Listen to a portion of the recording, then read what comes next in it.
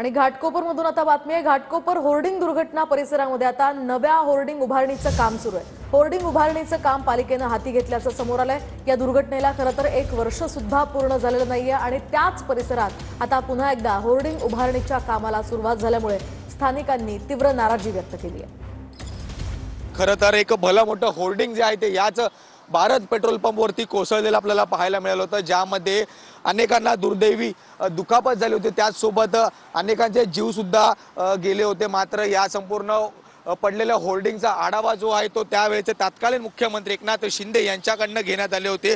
त्याचसोबत या संपूर्ण परिसरात त्यांच्या मार्फत आढावा घेऊन या संपूर्ण नागरिकांना आश्वस्त करण्यात आले होते की जोपर्यंत या होर्डिंगची माहिती मिळत नाही, जोपर्यंत या होर्डिंगच्या संबंधित असलेले संबंधित अधिकारी जोपर्यंत सापडत नाही, तोपर्यंत या परिसरात एकही अनधिकृत होर्डिंग जे आहे ते बांधण्याची परवानगी देणार नाही। मात्र यानंतर सुद्धा आपण दुर्दैवी गोष्टी आहे की याच परिसरात जे आहे ते या भारत पेट्रोल पंपच्या समोरच एक भलं मोठं होर्डिंग जे आहे ते याची बांधकाम सध्या तरी सुरू असलेलं आपल्याला पाहायला मिळत आहे। ॲक्च्युली अनधिकृत होल्डिंग जी पडली पाठीमागं त्याचे पण आम्ही तक्रार केली, पण त्या टाइम तो टाइम काम महानगरपालिकेने केलं असतं तर इतक्या लोकांचे जीव वाचले असते।